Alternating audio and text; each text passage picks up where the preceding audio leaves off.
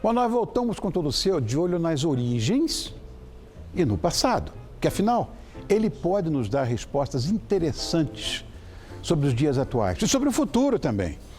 Bom, você já sabe, já é sabido o meu apreço pelas plantas, eu amo botânica e nós vamos agora saber quando, como surgiram e como se comportaram através da história esses seres verdinhos que nos acompanham. Quem nos ajuda nessa já é nosso parceiro, é o paleontólogo, professor e autor de uma série de livros sobre os dinossauros no Brasil e sobre a pré-história brasileira. Estou recebendo, para minha alegria, a sua também, o Luiz Eduardo Anelli. Obrigado, Luiz. Você está bem? Tudo bem. O teu livro é a coisa mais linda do mundo. Depois eu vou mostrar aqui. Não sei se está precisado de sentar aí, mas é lindo, lindo, lindo o seu livro. Obrigado. Hoje vamos nos divertir muito aqui, né? Porque falar de planta fossilizada, é coisa boa de ver.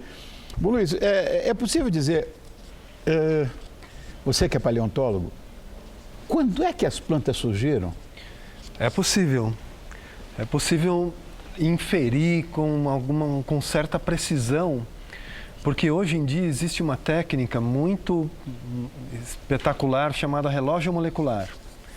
Então, nós escolhemos determinadas sequências de genes dentro das células, das mitocôndrias, dos organismos e comparamos essas sequências de genes. As diferenças entre elas determinam o tempo. Tá. São equivalentes ao tempo em que os ancestrais se separaram. Por exemplo, nós sabemos que o nosso ancestral comum com o chimpanzé, através dos dados genéticos, nos falam que se separou há 7 milhões de anos. E, curiosamente, os fósseis mais antigos que indicam essa separação estão por volta de 7 milhões de anos. As plantas também, comparando com organismos atuais e organismos mais distantes, as evidências genéticas mostram que as plantas devem ter aparecido por volta de 1,4 bilhões de anos atrás, em algas unicelulares, né, que fizeram uma associação entre pequenos protozoários, ali naquela mancha cor de mostarda, com bactérias nessa mancha azul, que migraram horizontalmente e em simbiose. Todos os cloroplastos que existem nas plantas ainda possuem o código genético da bactéria ancestral, que foi viver ali e hoje tem uma outra função, né? Não tem uma vida independente, mas mostra que eram organismos separados, mas que agora vivem em simbiose. Foi uma maravilhosa simbiose, a união de uma bactéria com um flagelado, biflagelado, que se uniu por volta de 1,4 bilhões de anos atrás. Isso mesmo. Inflagelado. Olha, eu estou vendo ali, meu Deus, mas tem um monte de bactérias, olha, que são as que a gente conhece, né?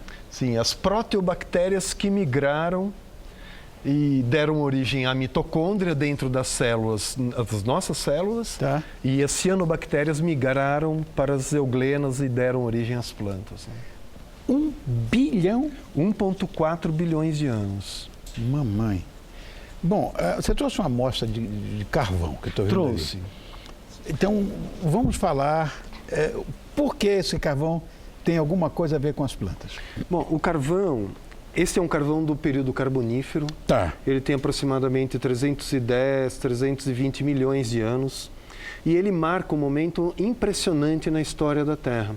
No período anterior, o Devoniano, as primeiras plantas que viviam sobre os continentes, elas estavam confinadas, ficaram confinadas na água até 500 milhões de anos aproximadamente.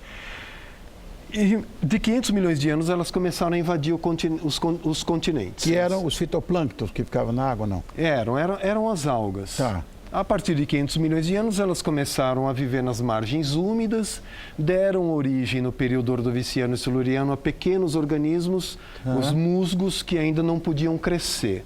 No período devoniano surgiram as primeiras florestas, com árvores com 30 metros de altura. No período seguinte, o carbonífero, aparecem essas camadas de carvão. Por quê?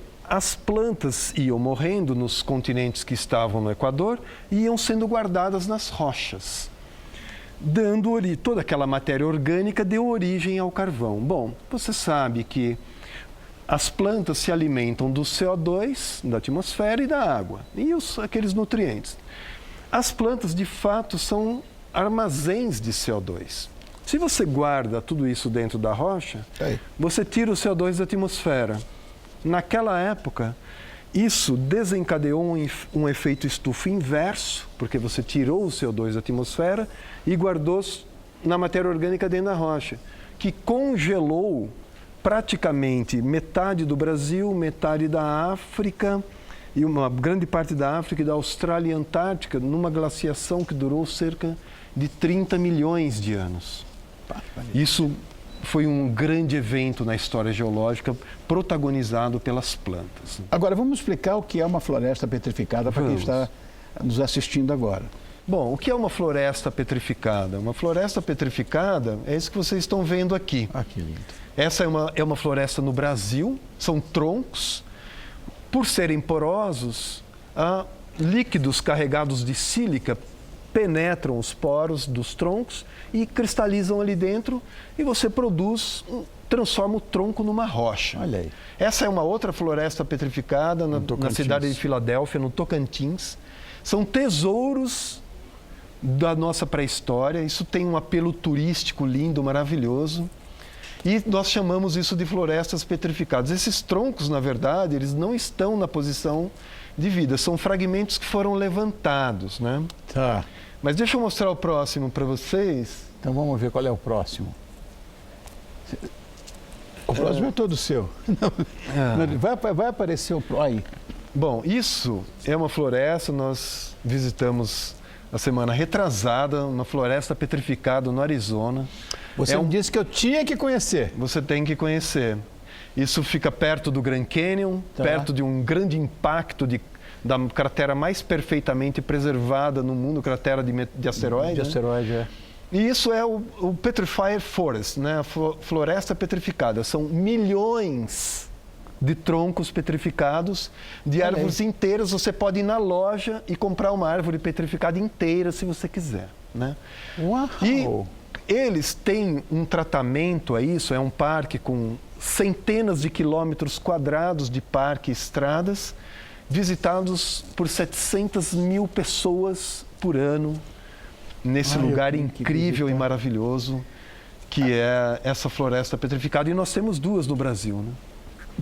E são desconhecidos. É verdade, você acabou de dizer. Nós temos esse patrimônio histórico e cultural, que é a nossa pré-história, que ainda os brasileiros estão para descobrir. Eu estava brincando contigo dessa sementeira aqui, achando que ela fosse de um Sequoia dendrogiganteum. Isso, que é parece sequoia, mesmo, né? Mas não é, né? Você disse que não. A sequoia é esse aqui, ó, o pequenininho. Recentemente, nessa mesma viagem, nós fomos conhecer a floresta das sequoias, né? Eu acho que tem uma foto aqui. Aí, ó. Sequoia dendrogiganteum. Essa deve ter o quê? Uns 4 mil anos? Isso tem 3.500 anos, né? Este é o maior ser vivo do mundo. Do mundo, é. Meu filho falou assim, mas pai, e a baleia azul?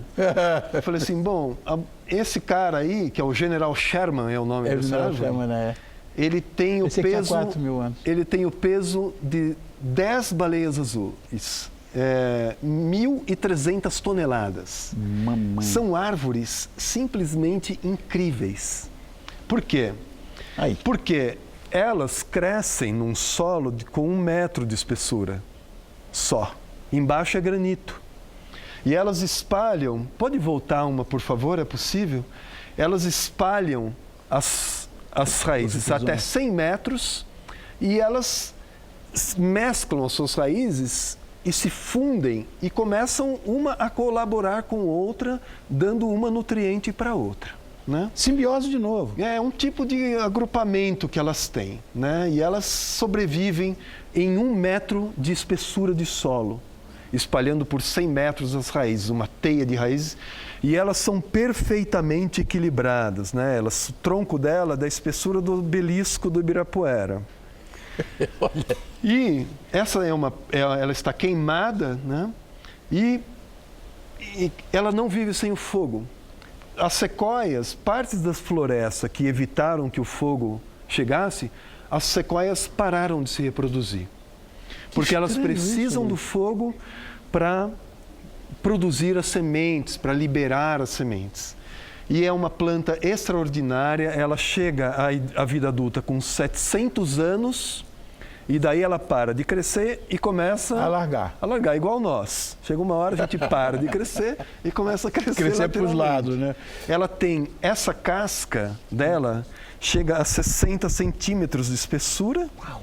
E ela tem tanino, ela tem ácido tânico que evita pragas, evita o fogo. Ela é um ser vivo, assim, maravilhoso.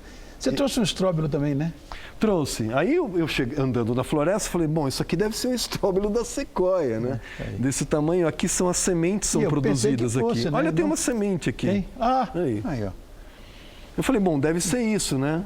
Olha depois, a semente, gente, olha que coisa. A minha esposa, lendo lá os folhetos, falou assim, putz, o estróbilo da sequoia. Vou botar aqui na camisa para poder aparecer melhor. Aí. O estróbilo da sequoia não é esse gigante, não, é esse pequenininho, aqui. É o menor de todos os estróbilos. É esse carinha aqui. Eu vou dar para você, se você tiver sorte, deve ter uma semente aqui dentro. Obrigado, querido. Obrigado, Luiz. Obrigado. Vamos mostrar. Esse livro é coisa mais linda. Não olha isso aí. Esse livro é enorme. Ele é enorme. Parece uma coisa, um livrinho, né? É um livro gigantesco, enorme. E retangular, assim mesmo. Isso é um olho de um sauro dentro do nosso país. Lindo. Esse livro é lindo. E eu ganhei um do Luiz. Estou apaixonado por começar a ler hoje. É sensacional, muito, muito bem feito. O Brasil dos Dinossauros. Ai, meu Deus do céu. A ideia desse livro é transformar a nossa pré-história num patrimônio cultural. Claro, claro. Porque nós temos um monte de registro de plantas fósseis aqui no Brasil também. Sim, temos. E que estão em exposição no Museu de Geociências da USP, lá na cidade universitária.